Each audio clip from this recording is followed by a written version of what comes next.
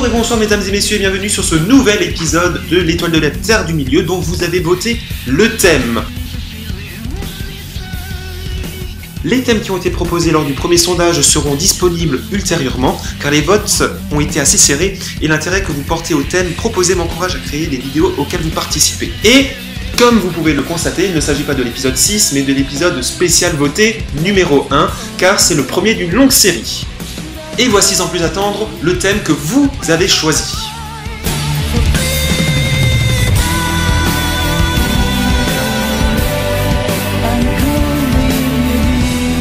Alors pour commencer, nous sommes obligés de parler des Numénoriens noirs. Alors Numénor, dont j'ai parlé dans l'épisode précédent, est le royaume le plus puissant des hommes en Arda.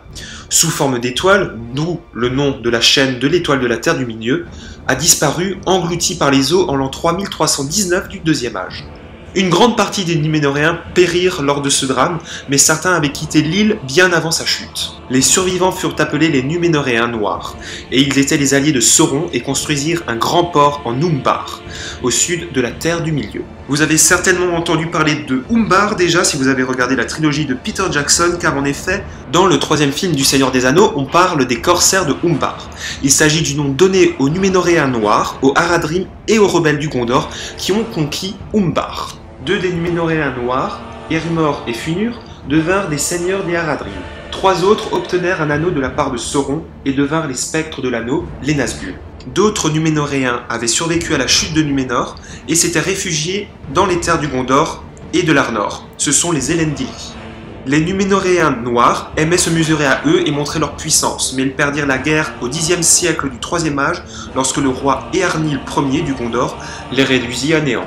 50 ans plus tard, ils furent à nouveau repoussés par... Oh putain! C'est quoi ce nom? Yarmendasil du Gondor. Voilà, Yarmendasil. C'est génial comme nom quand même.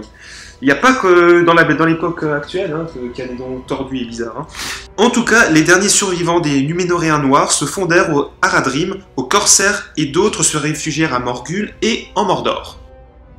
Au XIIIe siècle du deuxième âge du soleil, 9 spectres d'une puissance insoupçonnée firent leur apparition. Anciens rois des hommes, les Nazgûl, ce qui signifie spectres de l'anneau en noir parlé, furent corrompus par les anneaux et devinrent les serviteurs de Sauron.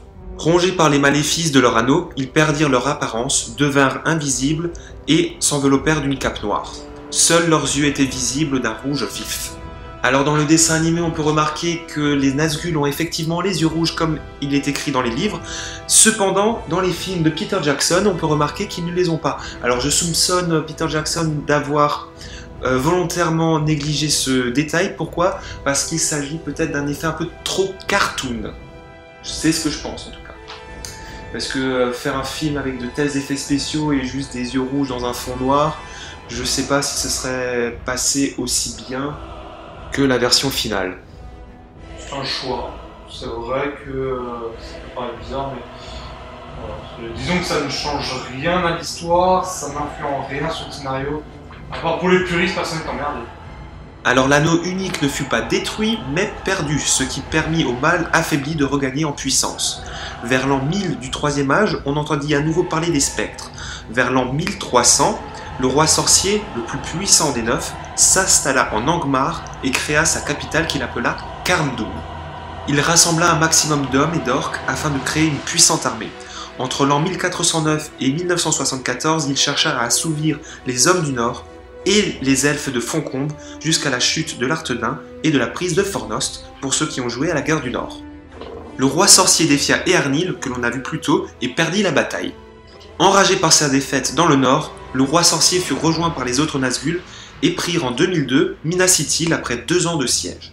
Il s'empara du Palantir et renomma la cité Minas Morgul, c'est-à-dire la tour de la sorcellerie. Eärnur, fils d'Eärnil Ier, devint roi du Gondor et fut défié une première fois par le roi sorcier en l'an 2043. Sous les conseils de son intendant Mardil, il ne répondit pas au défi lancé. Mais un second défi lui fut lancé en 2050 et il l'accepta en se rendant à Minas Morgul directement. Mais il n'en revint jamais. C'est ici que la lignée fut brisée et que les intendants prirent les rênes du Gondor en attendant le retour d'un descendant d'Elendil. Vous savez tous de qui je parle. Pendant la recherche de l'anneau, les troupes de Morgul furent lancées sur le Gondor en 3018, mais repoussées à Osgiliath. Mais il ne s'agissait que d'une diversion qui permit aux Nazgûl de traverser l'Anduin sous forme de cavaliers noirs. Une fois qu'ils trouvèrent la comté, ils se lancèrent à la recherche du porteur de l'anneau, et le 6 octobre 3017, ils le retrouvèrent avec Aragorn sur le mont Venteux. Vous connaissez la suite, ils furent repoussés par le rôdeur. Ils retrouvèrent à nouveau Frodo le 20 octobre, mais furent repoussés non pas par une incantation de Arwen, mais par une crue provoquée par Gandalf et Elrond. Seuls 8 chevaux sur les 9 ont été retrouvés morts, donc le roi sorcier aurait, on le pense, on le soupçonne, pu rentrer en Mordor avec sa monture survivante. Après un long voyage de retour, les 8 autres Nazgûl furent dotés d'une monture ailée qui n'ont pas de nom. Osgiliath tomba rapidement sous le siège mené par les troupes du roi sorcier, et le 15 mars 3019 correspond à mon passage préféré de la trilogie du Seigneur des Anneaux de Peter Jackson. Il s'agit de la bataille du champ de Pelennor. Alors maintenant je vais lire un court passage du retour du roi, à la page 154 pour les curieux, au moment où le roi sorcier va affronter Gandalf, car il s'agit un petit peu d'une hérésie dans le film. Le seigneur des Nazgûl pénétra à cheval dans la ville. Grande forme noire détachée sur les feux qui brûlaient derrière elle, sa stature devenait une immense menace de désespoir. Le seigneur des Nazgûl passa ainsi sous la voûte que nul ennemi n'avait jamais franchie, et tous se fuirent devant sa face. Tous? Non, un irréductible magicien. Pardon.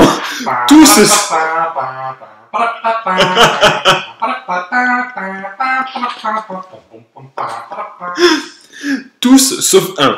Attendant là, silencieux et immobile dans l'espace précédant la porte, se tenait Gandalf monté sur Grippoil. Grippoil qui, seul parmi les chevaux libres, affrontait la terreur sans broncher, aussi ferme qu'une image taillée dans Ratsdinen.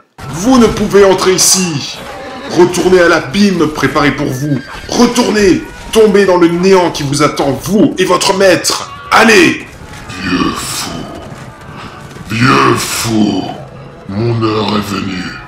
Ne reconnais-tu pas la mort quand tu la vois? Meurs maintenant et maudis enfin. Sur quoi il leva haut son épée et des flammes descendirent le long de la lame. Gandalf ne bougea pas. Et, au même moment, loin derrière dans quelques cours de la cité, un coq chanta.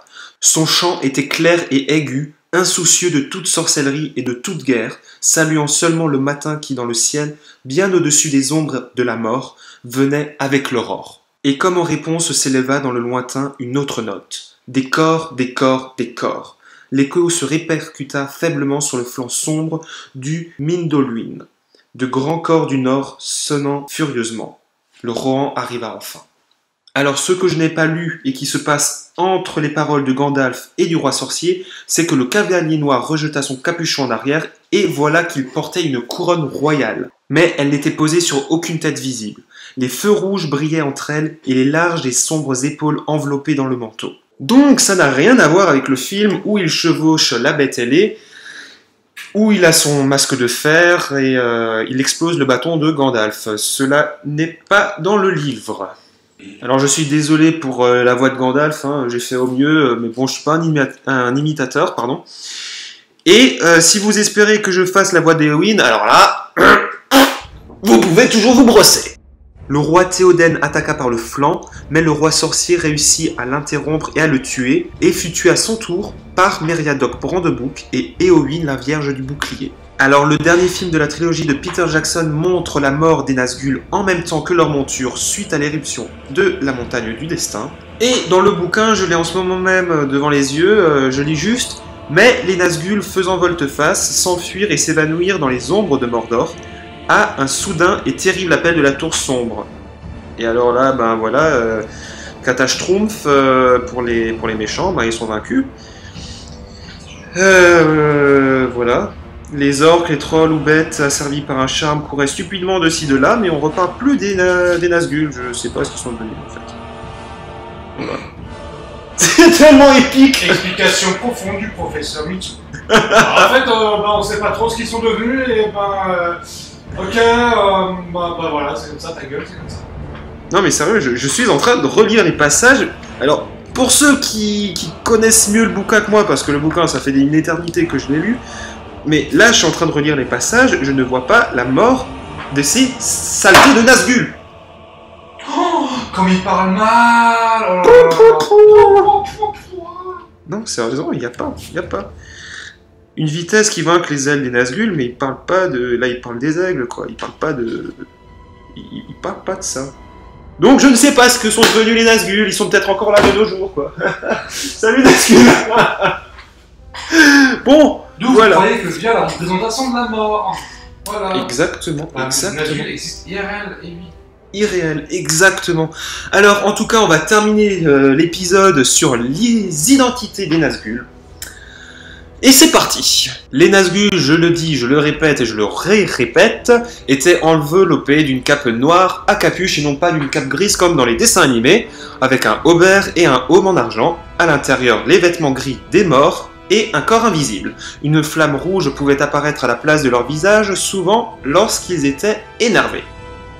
Ils possédaient des épées d'acier et de feu, des masses, des dagues empoisonnées, dont celle de Morgul qui a poignardé Frodon au Mont Venteux. Et j'ai dit Frodon au lieu de Frodo, honte à moi. Seules les armes elfiques bénies par un enchantement pouvaient les toucher. Alors voilà, une autre vision de la fin des Nazgûl par rapport, du moins d'après l'encyclopédie de Tolkien, démontre que la mort des Nazgûl, lors du renversement de la tour sombre, en plein vol, les Nazgûl tombèrent en hurlant dans les flammes qui les anéantirent. Alors ça, j'ai pas trouvé dans le bouquin, ça relate un peu plus que ce qui se passe dans le film. Peut-être que c'est décrit dans le Silmarillion, je sais pas, j'ai toujours pas terminé ce bouquin. J'ai tellement d'autres choses à faire. Donc voilà, l'épisode est maintenant terminé. Je vais juste finir par le roi sorcier, qui est mon personnage préféré et qui s'appelle Hermurazor, d'où mon pseudonyme Mitsu Hermurazor, car il s'agit de mon personnage préféré. Tout à fait. Voilà. C'est mon personnage préféré, voilà. Encore une fois, comme ça, tout le monde est sûr et certain d'avoir compris. Bon, voilà, bref. En tout cas, il y a un autre Nazgûl qui est connu, dont on connaît le nom, c'est Camul l'Oriental, qui serait, d'après la légende, le lieutenant de Hermurazor et qui aurait été le gardien de Dol Guldur. Et voici, on termine d'une façon très épique l'épisode numéro 1, enfin l'épisode voté numéro 1. Merci à Holo qui est en train de jouer à l'ombre du Mordor et qui a fait quelques petits commentaires intéressants ou pas. Ou pas, on en se fait là. Voilà, j'espère qu'il vous aura plu. La fin est un peu merdique, je suis désolé, c'est pris sur le vif. Et surtout qu'il est 1h du matin et qu'on a un petit peu... Connard, il est 3h du matin, il s'écrit 253. C'est le... Il est 253 du matin. 2h50 du matin. Ça fait quoi? Ça fait quasiment 4-5 heures d'affilée que je bosse sur ce putain d'épisode. Et voilà, c'est terminé. Un putain d'épisode. Non, sérieusement, il m'a fait chier cet épisode. Il était dur. Beaucoup plus que celui concernant les Valar. Ah non, sérieusement, il était vraiment... C'était du hard, c'était du costaud. En tout cas, moi, je vous dis à bientôt pour le vrai 6e épisode de l'Étoile de la Terre du Milieu, qui sera une suite de l'épisode 5, donc toujours par rapport au Silmarillion.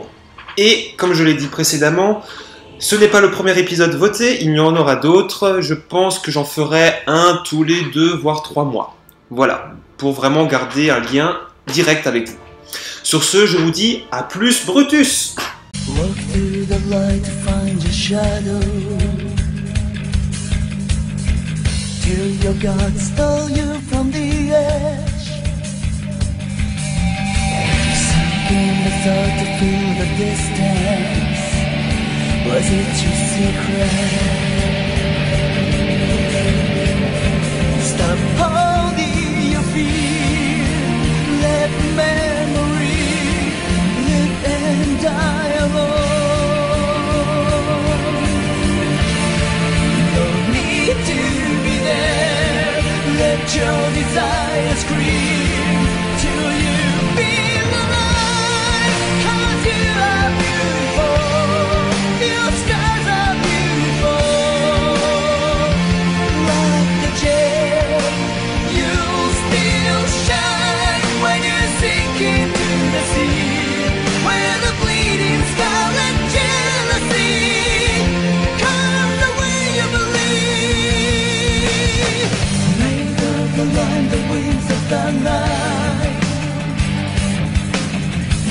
into the eyes of fallen angels.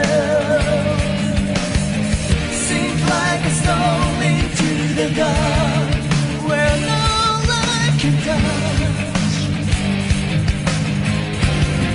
Will God break my fall?